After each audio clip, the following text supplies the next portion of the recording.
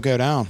It's weird. It's weird. What do you think that is? Is that like, do you think there's I always just think, is that just like a routine thing? Because I'm so routine based about everything. You know what I mean? That makes part of it climate control, right? I was going to say it's everything. The energy in the room. Energy. Yeah.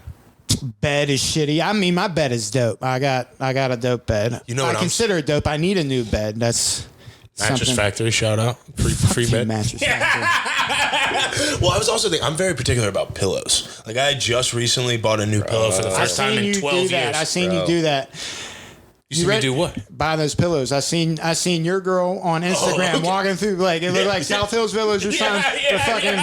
Pillows. I was like, wait, was Ralphie just jumping out of fucking Coors Jewelers just staring at me? I just know everything. Ralph's got my phone bugged. Bro, I paid as much for pillows as I paid for my mattress. Bro, I'm not proud of the amount of money I've dropped on pillows. I'm glad we're talking about all this right now. Because first thing, like, I was a big pillow person before I'd buy Tempur-Pedic pillows. Because, like, I always had, like, a Tempur-Pedic or some shit. So, I would always go for new pillows. Because a few years ago, my quality, I used to have what I would call insomnia. I'd sleep, like, 2-3 hours. Like, barely sleep. Once I straightened my health out a little bit, that, like, I started sleeping better. Yeah, this was when I was heavy. But, probably sleep apnea. I bought this. I tell everybody this story too. I bought the My Pillows. And, isn't that guy a psycho? Listen, I mean, he's fun. Listen. He's fun. He is a former crackhead. And if a fucking anybody certified. knows how to get a good night's sleep, it's a crackhead. And smokes crack, I'm in. I'm gonna try this. I guess, pillow. yeah. I'll try this pillow. I see that. I bought my whole family one year for Christmas My Pillows. This is long before like the whole Casper and like long before political he was in trouble with the law. Okay, all right. Well, I mean, he was like when it was like when these pillows were still like $100. But he was a crackhead long before the pillow thing He was a crackhead, and then he made the pillows. That's what I mean. Like, if a crackhead is selling you a pillow, I feel like a lot of crackheads are forced to sleep. Like they're not like it's like I think that's your point, like right? Forced upon them, right? If the crackhead's prioritizing sleep, that's something you're interested in. Eventually, they just kind of. To this day, I have 4 My Pillows on my bed. I have them in my spare bedroom on that bed. I have them. I keep a pillow on my couch.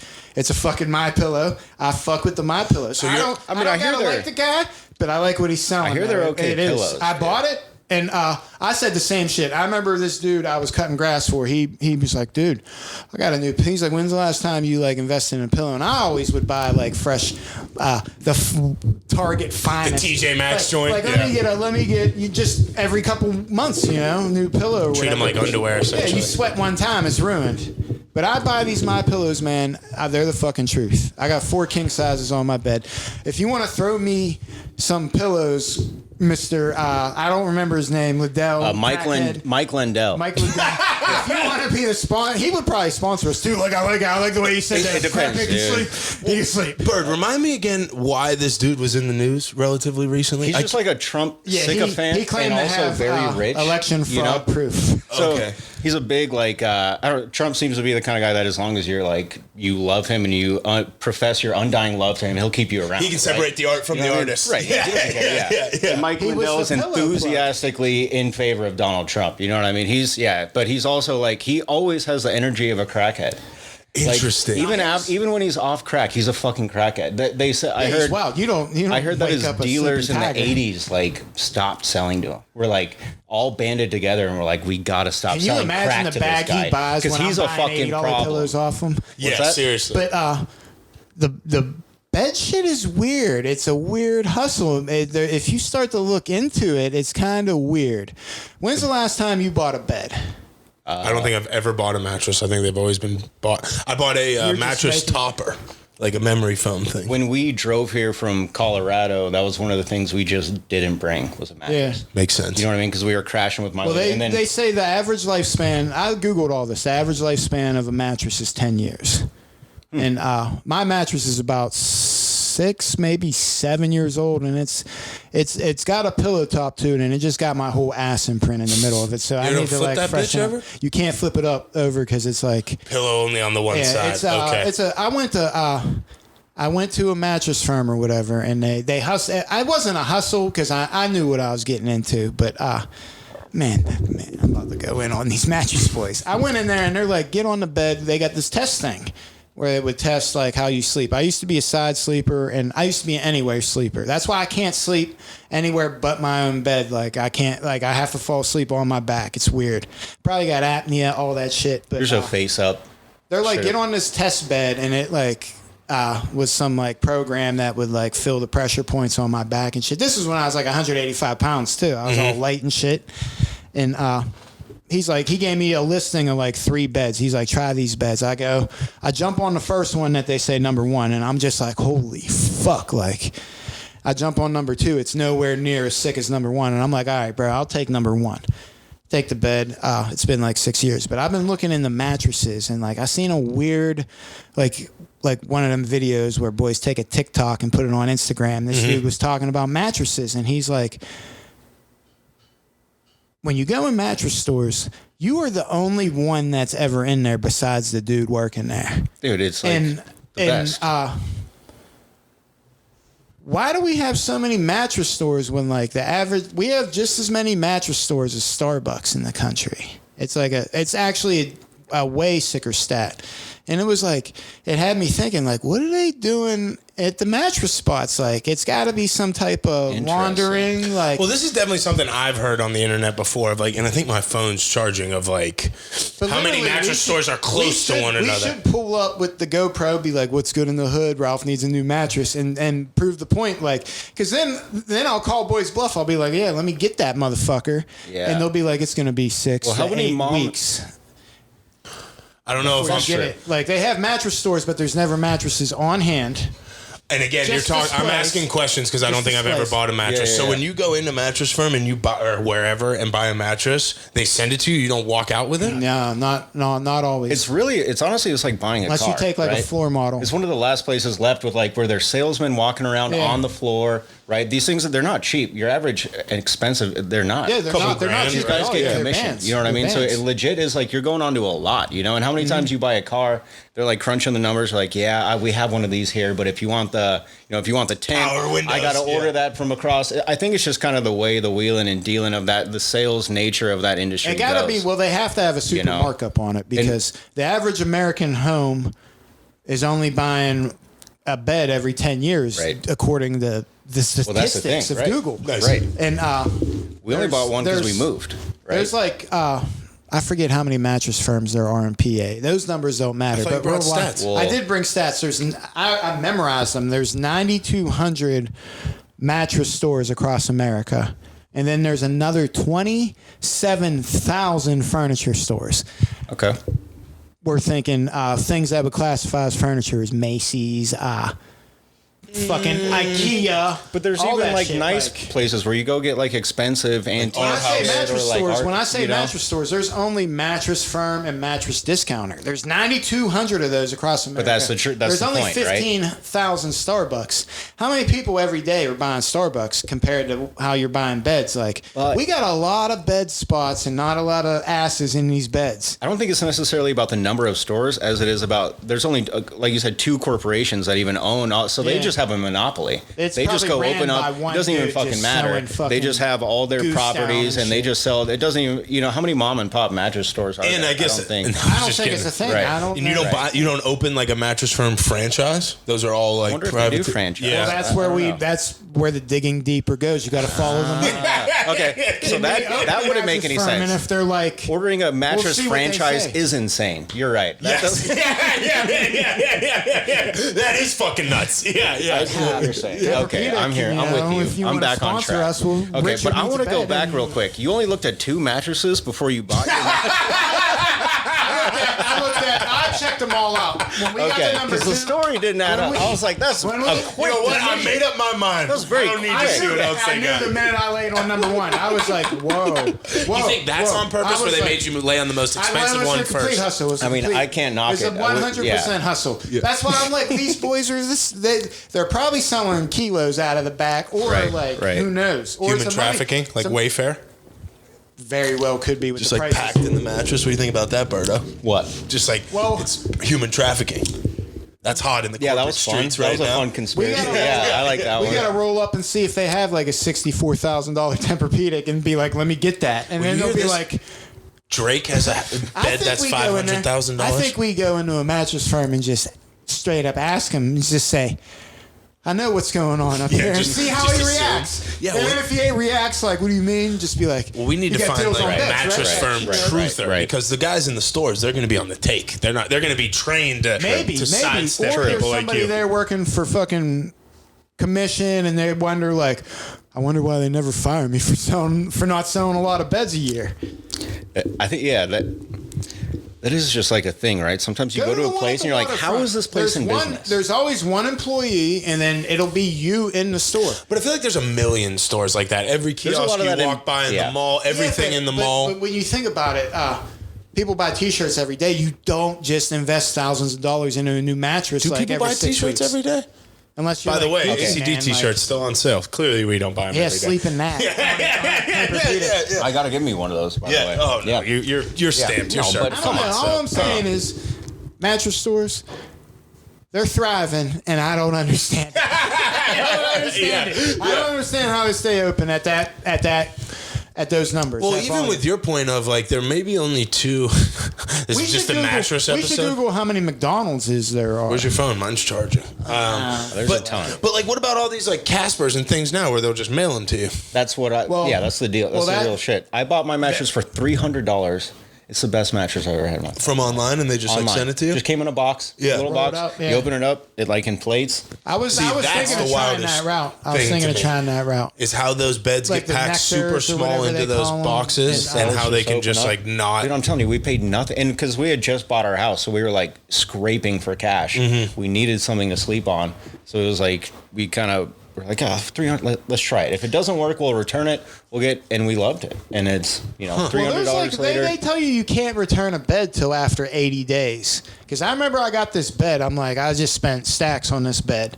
And anytime I sleep on my side, it would, I'd get like sciatic nerve problems the next day. My back would hurt and my thigh would hurt. And I'd be like, nowadays I just sleep on my back and it's not a problem, but that was the problem. I was like, I immediately called him like 3 weeks later. I'm like, maybe I should have got that number 2 option, but and that's where he's like, sleep on it for 80 days. And if it's still a problem, we'll come take it back and swap it out. And I'm like, it's a weird gimmick. Like they're like, no, we won't take it unless you really try and give this bed a chance. That's why those beds with remotes where you like dial in, you find your number or whatever. That's where it's so sought after. That's a whole nother story. That's why they're so expensive, because people, you're like, you never fucking know, but you buy one of those, you're like, I'll find my perfect zone. Can't miss, I can make Technically, you should spend one third of your life sleeping though, so it's Remember, was it always true that they said it was like illegal to rip the tag off the mattress? It says that on the tag. Why is that? But I don't know. I think it's like a test. Is that just like a test in life? Like, not? Are you willing to rip that thing when you see it? Like, or do you just like do what you're told when you see it? Or was that your parents saying, "Don't fucking rip that tag off there"? Like, no, I think he's stopped and read it. Like, I think I've under penalty of law, right? Yeah, weird shit I know what you're talking about, but like, was it?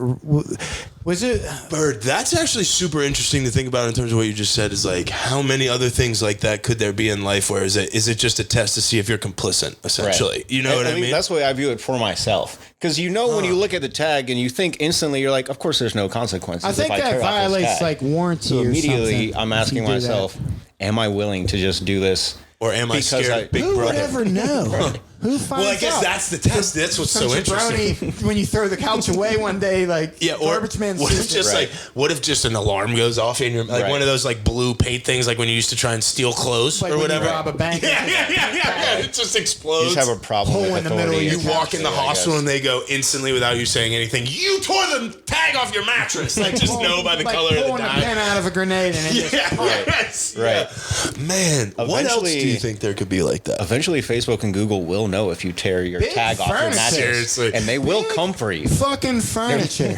Oh, man. They don't want you to tear that tag off there. We don't want you to know we're smuggling people in these mattresses. Right. Maybe, I mean, there's some shit Ben Franklin came up with and was just like, you cannot, like, if you build. Said Ben Franklin was a serial killer. You ever hear that? What? Shit? They were all fucking maniacs. They found in his house they found like 30 like human. Who found? The man found. You guys told me not to hook up the computer. This seems like the episode. I was going to say, this is I'm very interested. You must know more. You never heard that? No, Google that. Well, and Bird, what do you think? Could be like, sorry, go ahead. Slave quarters, like they are like who knows, like bodies of like just like they didn't exactly respect those. Yeah, right. So who the fuck knows? And again, I think we were talking about this like a little bit, or maybe this is at work. I can't remember, but it's like. There's so many things we know about people now, or like how tapped in you are, that probably existed on that level of like craziness, corruption, whatever you want to call it. But people just didn't have the means to find out about it, right? Like the numbers would say there's as many percentage-wise crazy people in Benjamin Franklin's time as there is now, right? Perhaps more, but the societal like conditions like are different, right? And like you don't even have the research to know you could be crazy. Like, does that make any sense? You know what I mean? You don't even understand some of that stuff's even feasible. Breaking news: Ben Franklin was a psycho.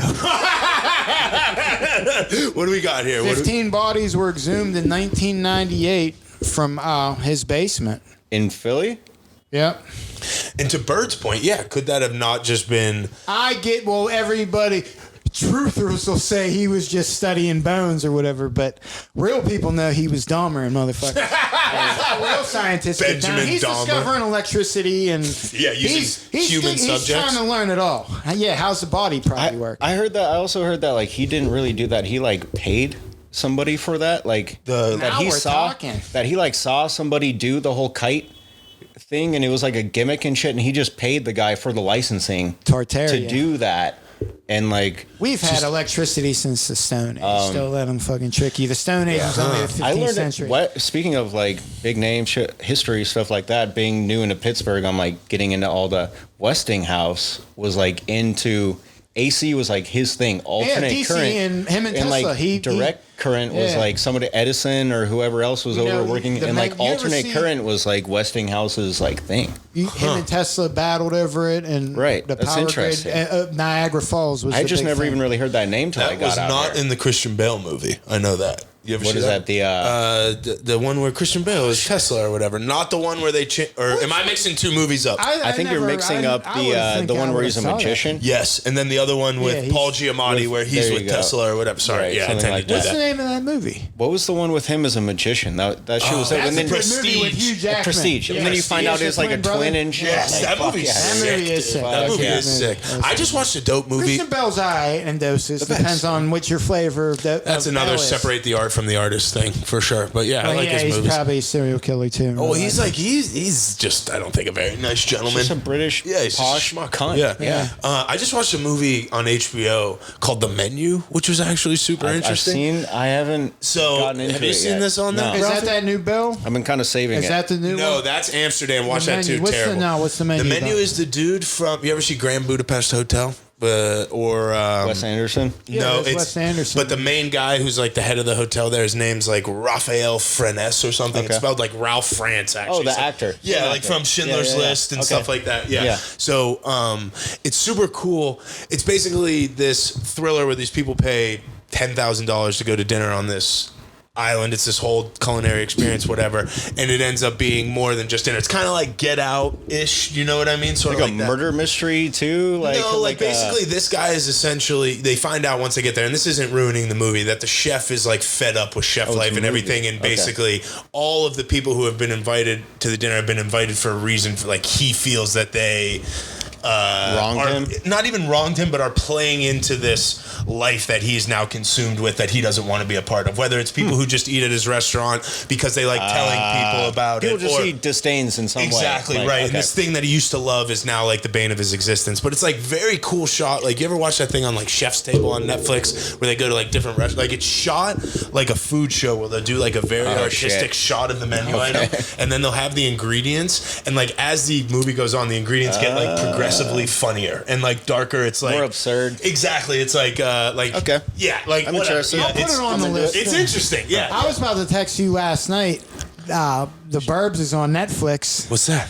Tom I haven't Hanks. seen that yet. Best Tom Hanks movie. Okay. Tom Hanks comedies. The Burbs. Okay. Yeah. What's that about? I know you mentioned it to me before. It's like OG Tom Hanks Ben Franklin being your neighbor, burying bodies in the yard. Oh, okay. All right. So it's like some wild shit. It's good. Like that. It's one of my favorites. I'd say top 5. I dipped my toe in something fantastic last night on Paramount called Paul T. Goodman, I think it is. Okay. God, what the... This guy... I just got Paramount, so I'm hyped. Oh my... Dude. I'm in a 7-day free trial. It's one of those things where, like, as you're watching it, you're trying to figure out, like, is this guy real?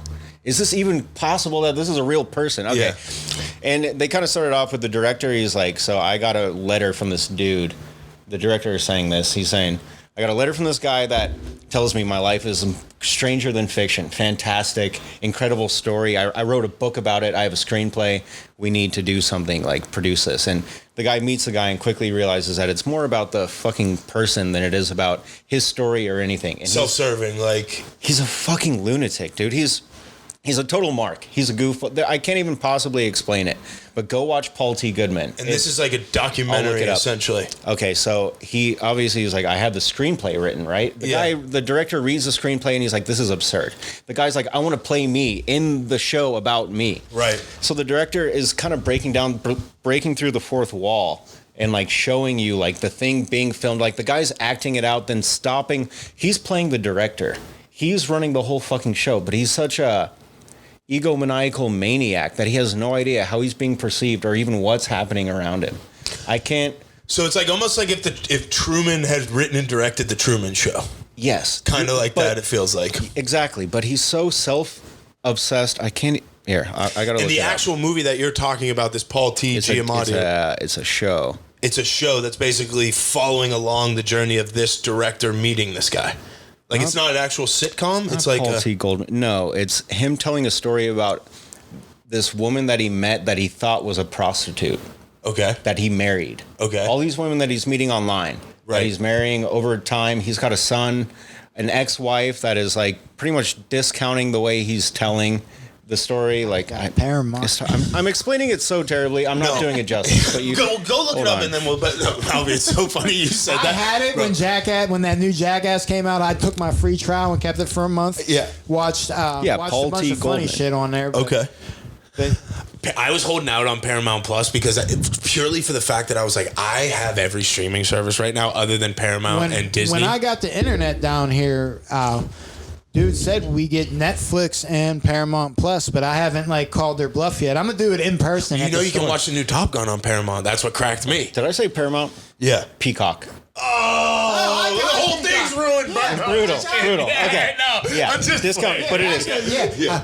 Fuck you, Paramount. I might lose my Peacock. Peacock is free. I'm about to cancel my Comcast. Peacock is free. Peacock's free? Yes. Since when? I thought it was $4 a month, $4.99. Is it? Bird, you might have a phantom charge on that card. That's possible. It's free. It is free if you have Comcast internet. I'm about to cut ties with Comcast. Yeah, I think I want to go off on it. There's nothing to talk about. As we go.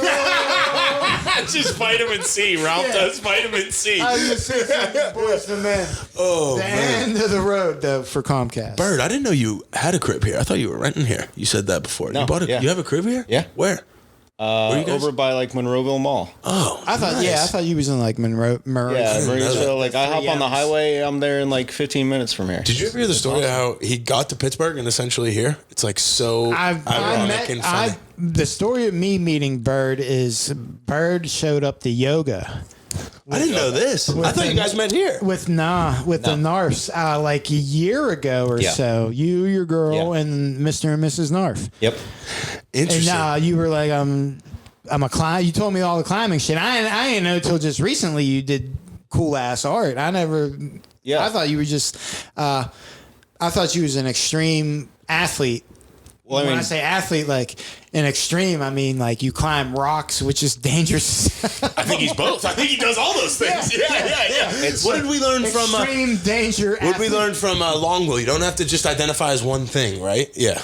He's not just an artist or just an extreme athlete. Maybe he's an extreme artist. Just the axe. Just the axe. I mean, climbing isn't that dangerous. It's only as dangerous. It's only as dangerous as if you're climbing a ladder. Okay, so this is where I'm going to come at you a little. Not come at you, but like that's fine. Yeah, dude. Like they told me a story about like when like you had your lady, like I don't know the proper terminology, like belaying you or like being the anchor on the bottom, and she got like zipped up the mountain. Dude. No, she dropped me on accident. It was all my fault. The whole thing. The whole situation was so you are like, and again, I'm very interested in. I mean, I don't. Yeah. You truly believe it's not dangerous? Yeah, I was gonna say not any more dangerous. If I was selling you insurance right now, I'd be assessing the cost. Oh yeah. Because sport climbing is like boulder, like there's levels. Do you freestyle with it, or do you always harness up? Like, yeah, I mean, that's also like a gray area, right? Because I grew up amongst rocks that I've been climbing since I was young. So yeah, I was just certain ask how long areas I'm like familiar enough with that I'm comfortable with climbing, and not even anything that is outrageous even to look at. You know what I mean? But typically, yeah, if I'm climbing for fun, I'm going to go with my friends with the proper safety gear and go rock climb. Wow. Right? And again, we know this because like you grew up, like you said, in Colorado, right? By where it's more prevalent out there, I would say, than it is here. So like you grew up doing this, like it's almost like baseball, like how we grew, like a little bit, okay. Yeah. I mean, it was in my general. I was aware of it because my buddy's dad was a badass climber in the 80s and 70s, putting up roots in Colorado, and had all the equipment and had badass videos, masters of stone and stuff, and we would watch him, and he would show us pictures of them putting up roots in the Black Canyon and doing all this stuff. And so when you say putting up a root, he's like the first one to do that climb, like going up and like launching like giant rocks off the cliff and like cleaning it and like paving the way, like blazing a trail up like a 2,000-foot cliff. So let me ask you a question about that, because I've always been interested. So that's like, people go up. Climbing trails don't just exist in nature. I'm sure they do to it, but you're making it sound like people go and like man-make. No, nobody. It's not acceptable to chip a hold. Okay, all right. That's my question. Okay. But if there is loose rock that is not safe to climb on, you got to push it off the wall. For future climbers, you know what I mean? You get smushed if a giant rock falls on. Even a rock this big will kill you or smaller. Right, because that's the thing. Like from how high it up, like you know, what I mean? A couple hundred feet. Yeah. Oh my god. But then there's areas that have been climbed forever that are completely void of any loose rock. With every 5 feet is a bolt drilled into the wall that you clip onto. You clip yourself through. If you were to fall, you're only falling a few feet. Yeah. Only you know what I mean? Yeah. 7,000 feet in the fucking air or whatever. Hold it together. Get back to the wall. Yeah, reasonable. You know what I mean? And typically on a day out climbing, you don't fall at all unless you're doing something that's above your, which is also fun, and you do all day too. You go work on something that is to push your limits, and you take big scary falls all day. But it's all about how dangerous or crazy, or you know what I mean? I could take you guys out for an episode. Would be so fun. And I guarantee you I could get you from the bottom to the... No, it's not about that. It's more about your hands are what keep you on the wall. Your feet are kind of what drive you up the wall. And if you use proper technique, especially this guy, like seeing... Why this guy? What do you mean about me? Okay, you're natural, but I haven't seen you in action, okay? Fair. When I'm in yoga... not only pull-up, it's not even about that. Like yoga will make me climb stronger and harder than lifting weights ever would. Because you're more in tune with your body. Tune with your body. It's about balance. Yeah. You know what I mean? A lot of things are factored in. When I'm trying to keep up in yoga class and I'm fucking dying and I'm looking over and you're full on holding a pose, I'm like, that's fucking impressive. Yeah, Ralph kills it. You know what I mean? Yeah. So, and again, so you say you have your buddy's dad who's in it. Like, how do you just decide you're going to climb the first time? Like, is it because do you go to like an indoor climbing thing? Is that where you started, or back with him? Yeah, who knows? Yeah, right. Like, I can't. But how about for you? Like, what was your like? You climbed some little like. For us, part of it was also like when I got my car. Right when I was like 16, we were able to go off into the woods and hide and smoke weed. You know what I mean? As kids, in the woods and in the mountains or where the rocks are. And eventually you're kind of just like, oh, let's fucking scramble up on top of that ledge, you know? But having the experience with my buddy's dad, we had some of his gear and we'd bring it out with us. And we'd go practice setting up anchors at the top and fidgeting with the gear and dropping the ropes and trying to do it safely with the top rope. That's not like teaching yourself how to shoot a jump shot. You know what I mean? No, like, but also like crazy, dude. Like that. But it's just like I don't want to say in the culture because Colorado's a big, diverse place. Right. But like when I was in high school, my girlfriend's teacher at the time she went to a school pretty far away, down in the mountains kind of, and her teacher was a professional rock climber. And she told me this one day. She was like, yeah, he comes in and shows us pictures of all the things he's doing. I'm like, she says his name, Rob Pism, and I'm like, oh, I fucking know that guy. No shit. You know, I'm like, will you give him, because I couldn't even afford climbing gear, so I had a hodgepodge of all types of cheap shit. You know what I mean? Hand-me-down stuff from consignment stores. I was like, bring my rack to him and ask him if it's safe, if he would climb on it. You know what I mean? Because I don't know. I'm just out here fucking winging it. Right. Hoping and praying. Yeah, right. She brings it back to me, and some of my carabiners are in different places. My webbing is fixed, and he told me these 3 are no good and the rest is good to go. And I'm like, shit. Okay, sick. Yeah. You know what I mean? So again, there is like a little bit of like knowledge exchange. It's not you guys totally out there. Yeah, I got put on a little bit, yeah. Right. But for the most part, it was just me and my buddies dicking around in the woods for sure. No shit. Through most of my teens and 20s for sure. Now I'm looking for like, what's like and I'm sure there's a million of them, what's like the scariest moment that comes to your mind when it comes to, do you even have them anymore? If you like you're saying, if you get to a point where there's been times with like loose rock and stuff like that, but sometimes you're just scared because you're having a day where you're fucking scared or whatever. Right. It has nothing to do with the wall. Yeah. Yeah, and like in the mountains, I guess you want a story, right? Is what you're looking for. I'm not even like sure, yeah. I guess selfishly, but I'm also like I don't know the way see a bear up there. The way you've described it, it seems like every reaction, accident, incident kind of has a cause to it. Like you're saying, once you get to a certain like most of the days I go out, I'm not like having a like even if I'm taking big falls, there's no time where I'm like I could die or like I could get seriously hurt or whatever. You know what I mean? And do you think that's because of your personality or a misconception from a lot of people that it is a lot more dangerous than it is? If you go out and you see people just falling out, especially down in places like here at the New River Gorge, nearby 3 hours away in West Virginia, or you go down to Kentucky 5 hours away in the Red River Gorge, people take giant falls all day and it's a very casual thing. You know what I mean? Into like open air. Yeah. It's like overhanging, right? So like you're not hitting anything when you fall, you're just falling into open air and getting caught.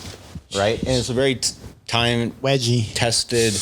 Yes, wedgie. Maybe, yeah. Like you have faith in your equipment essentially. Right, like falling's part of it. It sounds like yes, right. Because you're trying to push yourself on harder and harder stuff, so you're not going to get it every time. If you are pushing your limit, you're going to fall. And I think that's a misconception I had, is that the equipment is essentially there for the fall. It's not for you climbing the wall. Or am I wrong about that? A little bit of both, maybe. Yeah. Yeah, okay. It is. Yeah. Right, yeah, but sometimes we go on I didn't realize we are gonna be talking climbing. That's okay. No, I don't know how we got here. Yeah. My bad. Yeah. No, my bad. Because we were saying, and I guess we haven't told the anybody's, but Bird, we probably have said it in the intro. You are another artist here at 11, where we are, kind of with our new studio and stuff, down here on the south side. And I mean, I know you're probably other than Richard, I know the newest person in the group that I've met. So this is kind of like a I appreciate icebreakers into us getting to get to know each other a little bit. Yeah, I like that. So and again, climbing is such a huge part of who you are. For sure. Yeah, definitely. Absolutely. Right. Yeah, it was one of the hardest parts about moving out here.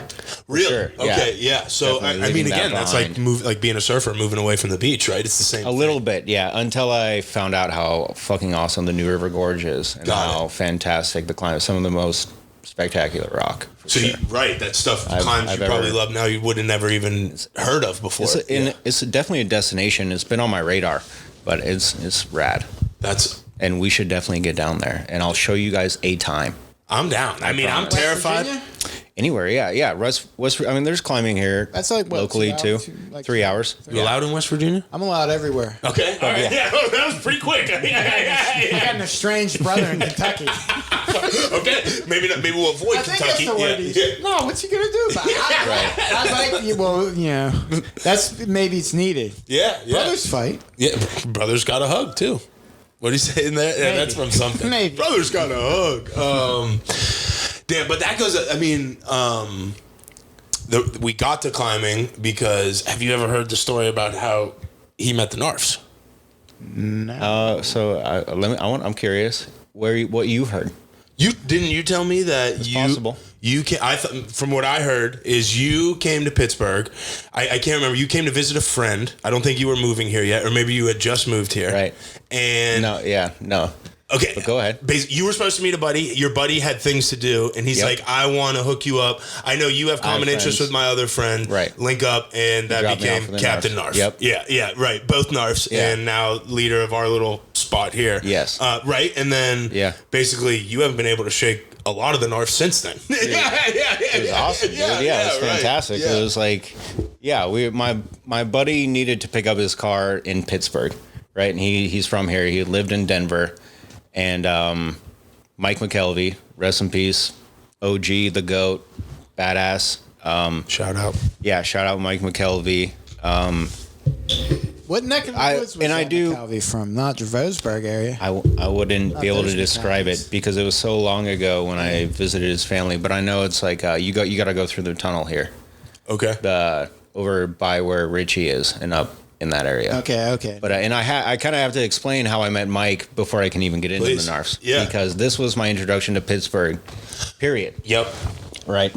Young artist, whatever, coming up in Colorado, and Instagram's kind of blowing up, or I was just getting into Instagram around like 2012, 2013 maybe, and my buddy's like, dude, have you seen, I found this guy on Instagram that takes dope pictures of like street art, and like we were getting into exploring tunnels, like, because in a lot of cities, I shouldn't even be saying this, but there's like a whole, nobody's gonna go to find these places, but there, in a lot of aqueducts and cities around the country, there's whole galleries of art, of graffiti, of street art, of like, it's like a whole scene. No where way. Like you can walk miles of tunnels and there's just like mural after mural after piece after piece.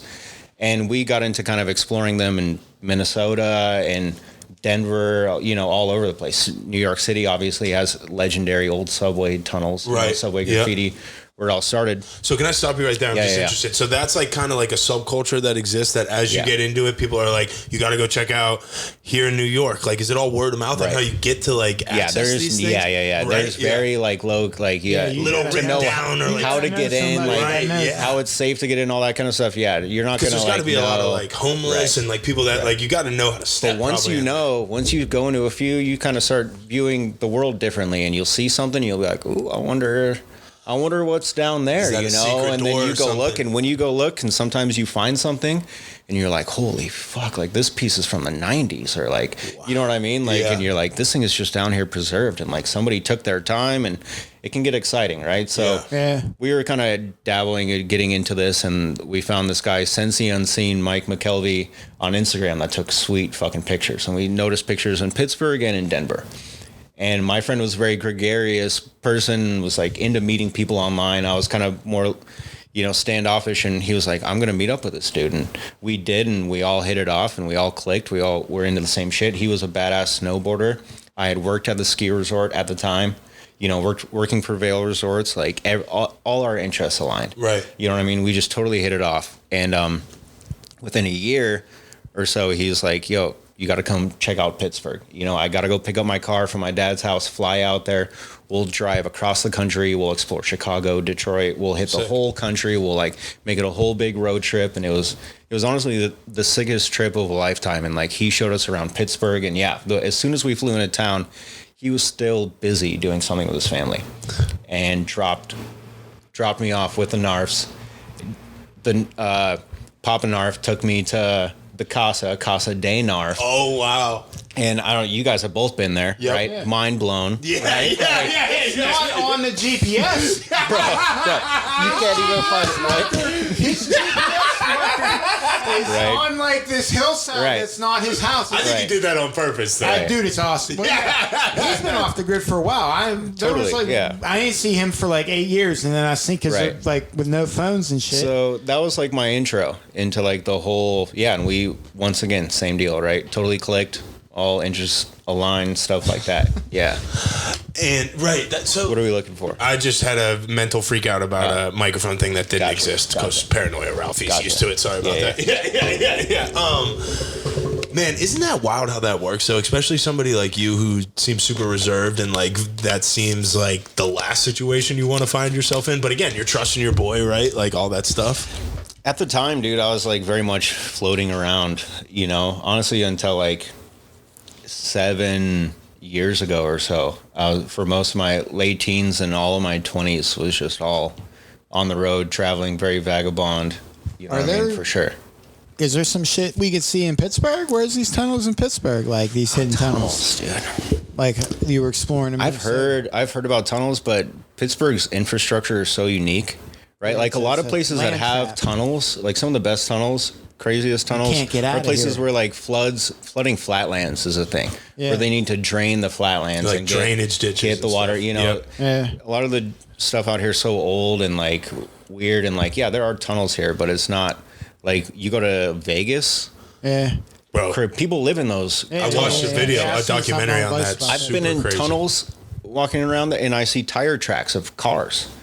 And I'm like, somebody's just driving around in here? Dude, I like, read what the fuck? I came up on this story that somebody said they dumped like, I forget, woolly mammoth bones in the Hudson River. So like people were free diving down because I think you can get down to the bottom of the Hudson River. It's only 60, 70 feet or something. And something I didn't realize is Manhattan clearly is built on an island, but they have all these old drainage aqueducts, like for like exactly what you're saying, like flooding and basically to just like support a city of that size. Like they have some wild bullshit about when they can dump a certain amount of human feces in the Hudson River, all that bullshit, like steam tunnels. Yeah, and they were saying that they basically the steam tunnels that like they go in there and like these are some of these. It's like Atlantis, dude. It's like a whole another or like the what do you? I always Layers. Tartaria. that stuff. Like The mud floods. Yeah, the mud floods. Have you guys seen A Dark Days? No, what's that? So documentary, maybe late 90s, early 2000s, about a group of homeless people that live in abandoned subways, tunnels in New York City. No shit. Wow. And they figured that have was full on a thing. houses with electricity and like weird shit they built. And it's the Teenage Mutant Ninja Turtles lived in the it's subway. dope, yeah. And I always remembered that. Like these so boys, dope. I remember their little lair was like Grand Central Station buried underground. Tartaria, fucking. They were letting us know through. Or they had that Back in thing the like. day. oh, dude, Ninja Turtles, how dope was that? Huh? so dope. Yeah. Best. Well, they had that thing when El Chapo got busted out of prison a few years back that he had tunnel? tunneled down and like With had the that motorcycle on the track? Yeah, dude, that was some badass shit. Like, Shout out my boy Anthony Barbera. Shout out El Chapo, psych. Down in Laredo. He hits me up the other day and he says, "You ever want to come down here and do some shit? I'll show you some shit." And I respond back. The only way I know how to respond back, I saw El Chapo's son going to war with y'all. Yeah, I'm straight on that. He says, "Hold on." Start sending me videos. These motherfuckers got Apache helicopters and they got fucking. No, they got fighter guns that jets. shoot Spirit Airlines things out of the sky. They got fighter jets of their own, like, and they're just crazy, shooting. You showed me aerial footage of these boys just flying by, mowing down a building with a Rambo style helicopter. With like the tracers coming out of it? Yeah, I was under the impression that was a military chopper shooting at, but those were that's the cartel in the air. shooting at the like local prisons, trying to. Oh, interesting. Wow. Wow, Bro, I'm straight. I'm good. I'm good I'm right cool here on on this that. couch. Dude. But when he I'm all the way when he- good. I know. Anth, when you come up north, we'll go get some sushi, bro.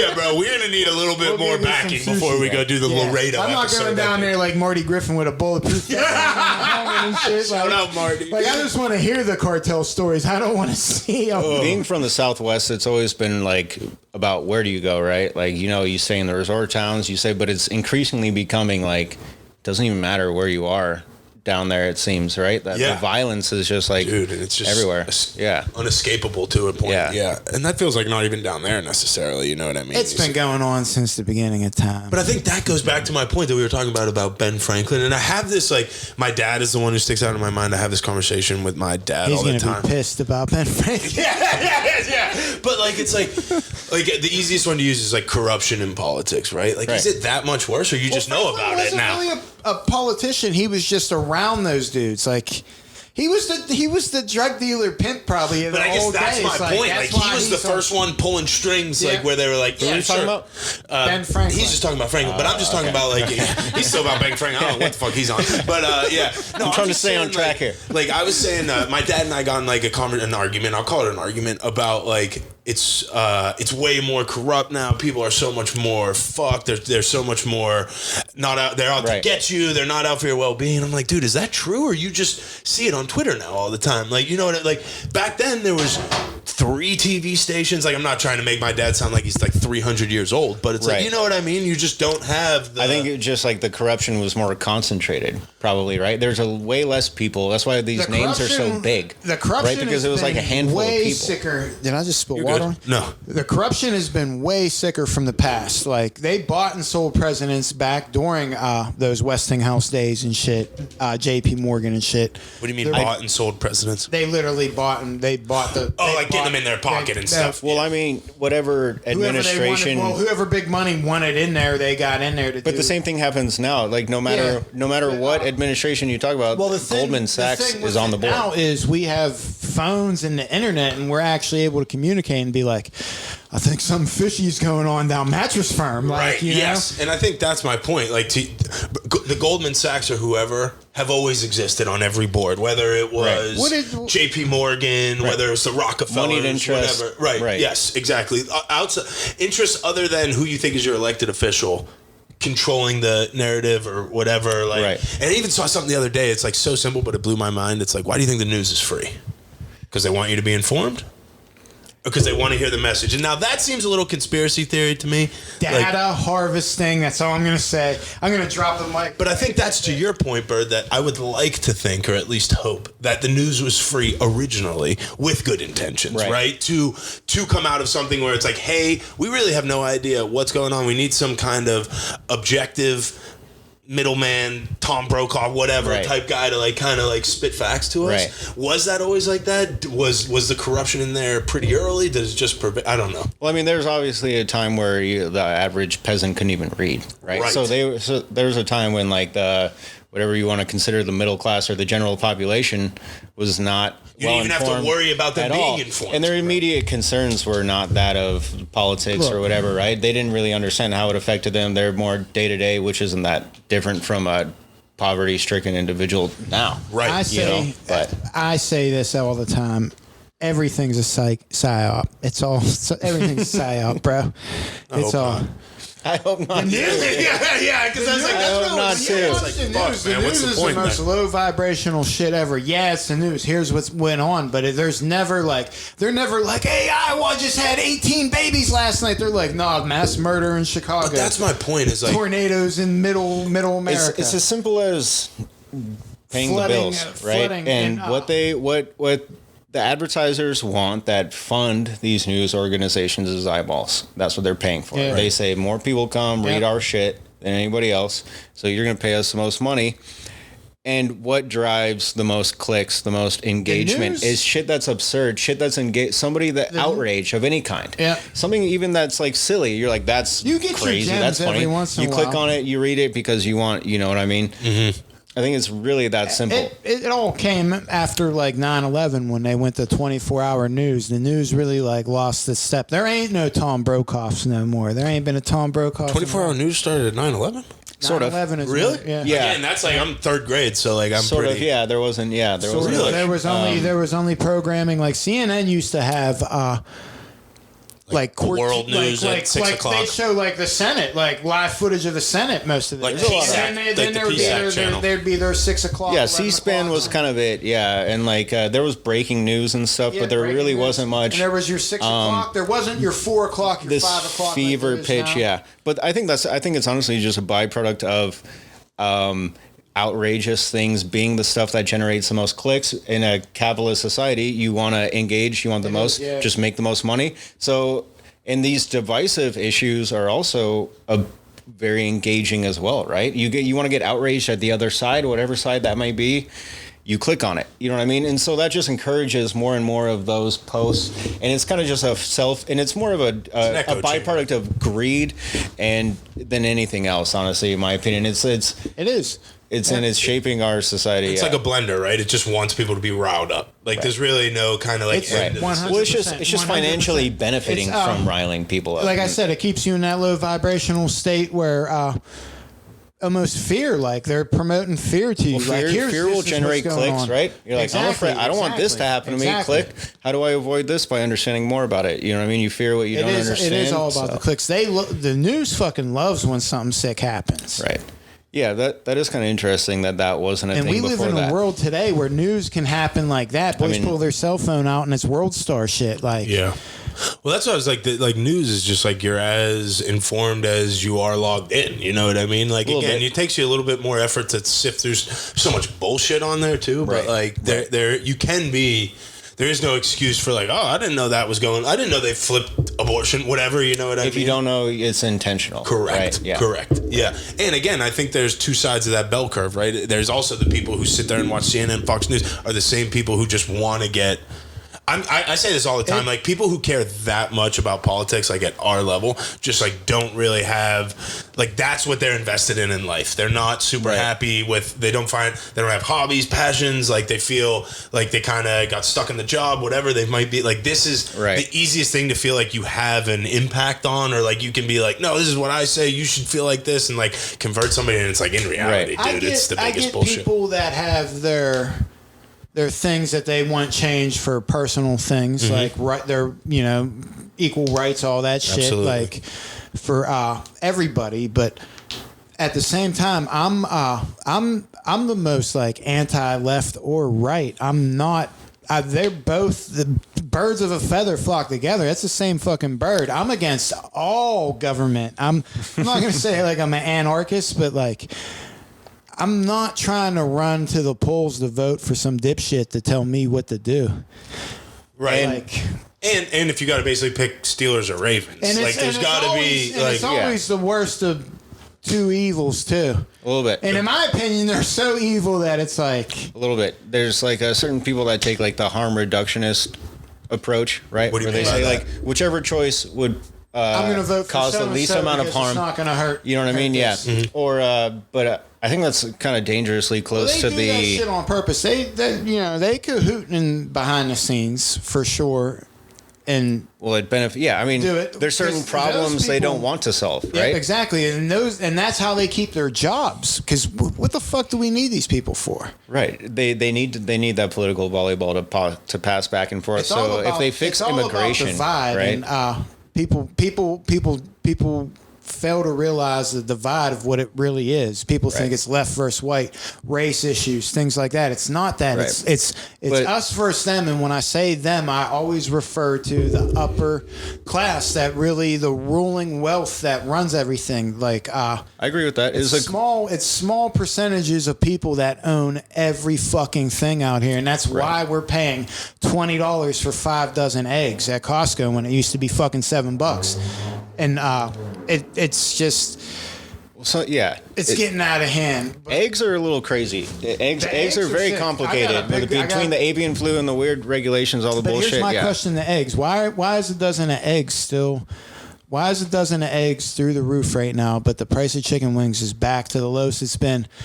And the whole time you could go to Costco and you could get a $4.99 rotisserie chicken. It don't matter when you go there. It's always $4.99. My understanding is it's like they got chickens. Not only was the avian flu a thing that for some reason led to a reduction in eggs. Yeah, they killed everything. Right, that fucked a lot of shit up. And then California recently in 2023, a new law went into effect affecting the way that the eggs that they can sell. And stuff like that, which fucked up the whole egg market. Because California itself is the 7th largest economy in the world. Right. Yeah. Right. So like they can affect a lot of shit. Right. So you have to ball to live. I think the egg situation's fucked up, but there's no doubt that inflation's through the roof, and that's partially corporate price gouging.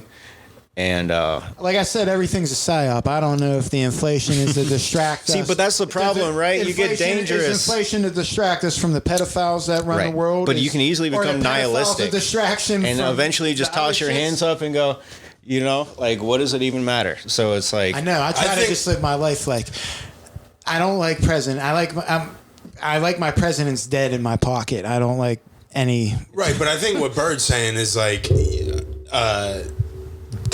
and I'm not trying to put words in your mouth, but is like sometimes when I hear, and I'm not saying you, but you just are the one in my life who's like everything is a simulation, everybody's out to get you, like that's what they want you to think. I feel so like you're almost feeding into the thing of like, fuck it, everybody's fucked anyway, it doesn't matter, so like what's to do? Like that is not like you need to be present in the moment. And I'm not saying I'm not having this like pie in the sky mentality of or mindset of you're like naive. Correct, where it's like everybody's good, but it's like also thinking every everybody's life's a simulation, everybody's out to get you, is just as effective as the naivete part. Right. You know what I mean? Like it's extremist in either way. Right. Like I think there is something to be like, there's got to be, and call me the optimist, whatever. Like maybe this is a little, there's got to be, I hope there's more good people than bad people. Not maybe in the government or whatever, but like just in general. The percentage of bad people, just, you could think about the small numbers in your life. How many scumbags are around you? Not that many. There's not that many out there. There's way more good out there. Right. There's a lot of neutral motherfuckers that don't own up and they just turn, Yeah. They don't, not everybody's built to help. I get that.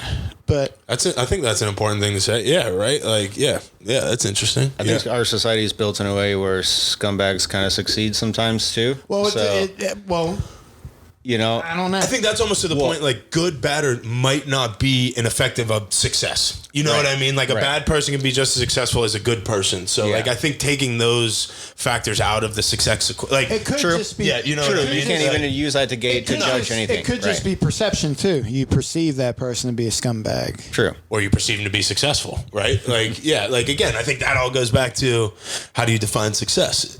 Some people define it as the money, elevating my status, doing all this. Some people define it as waking up every day excited. Like, some people define it as 1,000 different things. You know what I mean? And I think that all goes back to, I think I'm a success, but people would think I'm a failure. See, I think I look at people like you. I'm not. All the people who are in this studio with us, to me, I am so envious of, because I think I'm one of the few that does the 9 to 5 thing still. Like, you guys are people envy. I think something people envy about artists specifically is, like, you guys have broken through that white picket fence mindset, is what I call it, right? Like, we were talking about Narf's house. Like, if you drop Narf's house into just a picture of it, a lot of people would be like, what the fuck, dude? Like, you know what I mean? Like that dude is struggling, but it's as an artist, the most freedom there is. Well, as an artist, seeing it, I was like, this is the fucking just surrounded by, like, the whole thing is inspiration. Like it's a working, living, breathing organism. Like, it was right. Really cool. And that's the thing. I envy the Narfs. Absolutely, dude. Like, people envy you they too. live the sickest. Like, I wish I could do that. And people be like, just do it. And I'm like, I just couldn't do it. Like, I couldn't just pick up and go cross country, like, and just camp out and. But you know that you live more similar to the Narfs than you don't. Like, you're more. I know.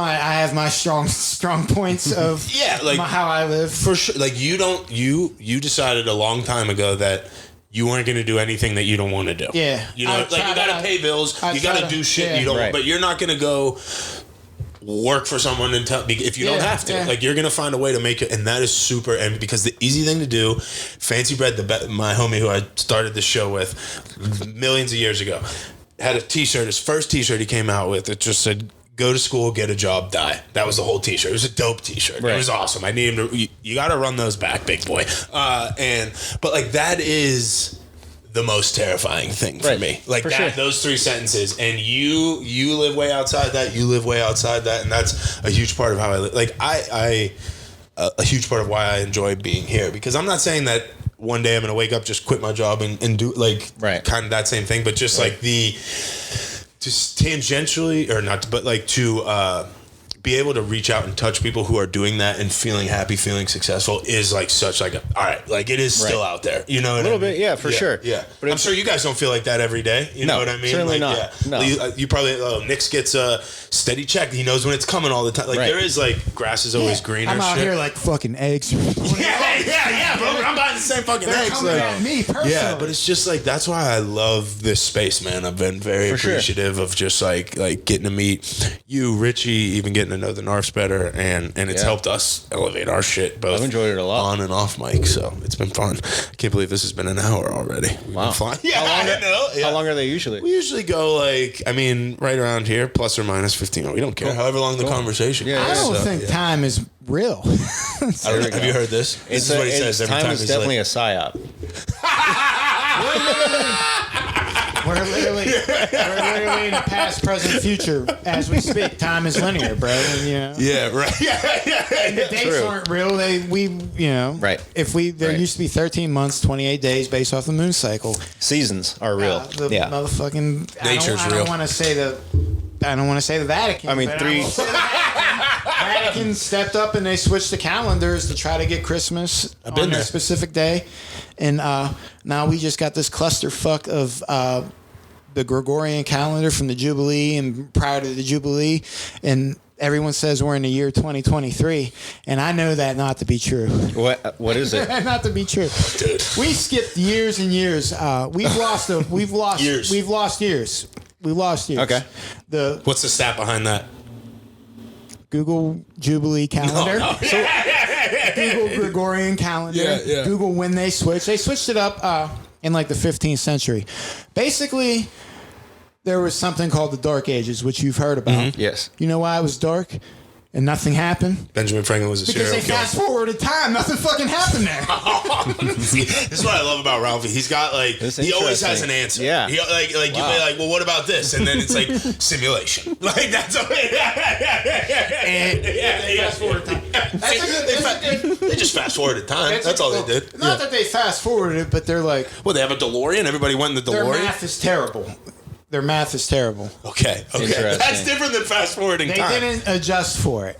So maybe like a little pandemic situation. Years used to not be 365 days. They used to be 364. Like I said, it would be 28, just like the moon cycle. Well, and we have like leap years and all that kind of stuff, right? Yeah. Leap years it's not perfect, right? Yeah. You shouldn't even assume. I was going to say, dude, that's a can of worms. Speaking of leap years, we are going to leap ahead to next week, Bert. That's why the calendar's fucked up. We throw leap years in, we do this and that, and it's like, there's a reason why.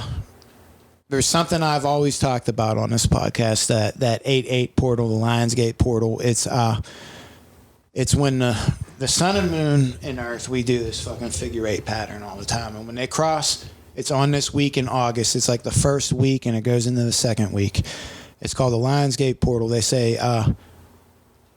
technically they're supposed to cross on the 8th.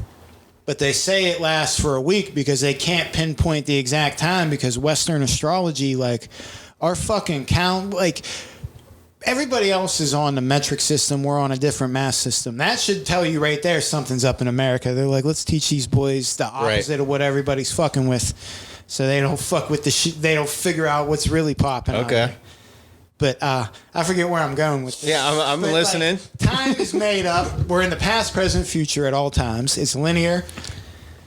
Days used to be 28 days. There used to be 13 months in the year. And then it breaks down into all But what does it all mean? Ben Franklin was a serial killer. No, so what is the difference? Like, what can we... Anything. Yeah, but... You could break this down into all types of different philosophies. You can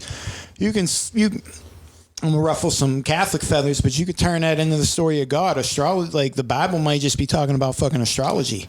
I just like, what is the alternative, right? Compared to like our 12, like what else could we have, and why should we have it? What do you mean, like? As far as our calendar, like you're saying, it's all we're bullshit. We're supposed to have 13 months and 28 days. Why? Yeah, why? Because that's the moon cycle. When you watch the moon, every 28 days, it's a full moon. Every 14 days. So how many days are in these months? So we should have 28 days. All 28 days. All so February for the rest of your life. We subtracted 2. You add another month. You take 2 to 3 days per month. But how does that work with the year then? You get 364 is what the year is actually. There's no such thing as leap years. So math we've is added, based off of just one theory. Like so we're 28 times 13. Say that again. 28 times 13. I believe that's 364. Moment of truth here. I'm stopping this. No, that's like right that's here like 313. Right. That's like 313 or some shit. No, wait, no, because that's you got to get the 30s in there. 28 times 13. Moment of truth. 364. Damn it! And probably some hours, you know. Okay, interesting. Yeah. Religion, dog.